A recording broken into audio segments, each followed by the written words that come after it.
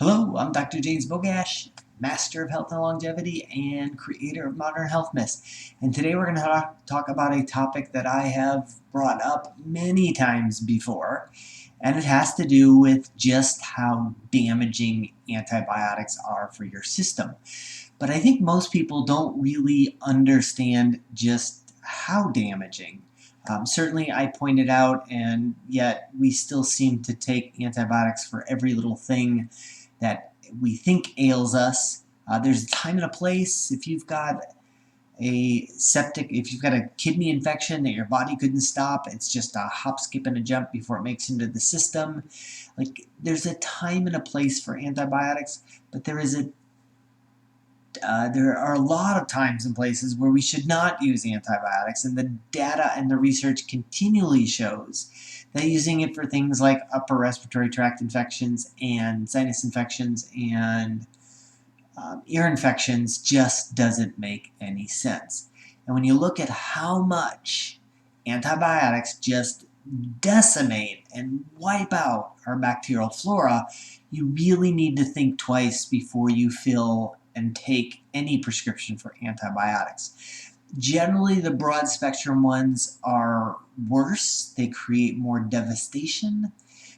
However, some narrow spectrum antibiotics, as I'm going to point out in just a second, creates their fair share of problems.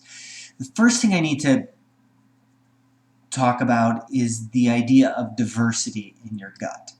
I don't know that we'll ever iron out everything about the microbiome, and you take this one and it's good for kidney stones, and you take this one and it's good for obesity, and this one's good for chemotherapy.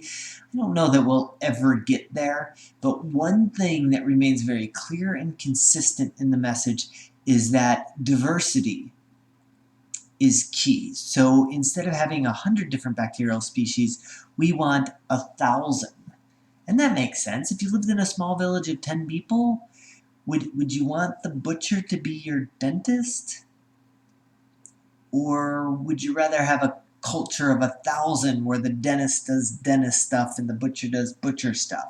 So that's what diversity does for us, is it creates a lot of different bacteria that do their own job. So in this particular study, researchers looked at 1,413 people, and what happened to their gut after antibiotics. And this may shock you. I know for me, it certainly created some dilemma. I've always said that even 2 years later, the gut hasn't recovered from a single course of antibiotics. In this study, researchers went a little bit further. 4 years, the alpha diversity, or the diversity of the bacteria in the gut, had not recovered. Specifically, they looked at the macrolids, so think like erythromycin, these are broad spectrum, leucosamides, things like clindamycin, these are more narrow spectrum. But both of those, both the broad and narrow, 4 years later, the gut still had not recovered. So how many of you out there can say that you've gone without antibiotics for 6 months, let alone 4 years? They also looked at the beta-lactams, so think penicillin, and the quinones, think like fluoroquinone, like Cipro, and those were, even a year later, had some problems. The bottom line is these antibiotics, unless they're going to save your life, just destroy and wipe out the gut bacteria.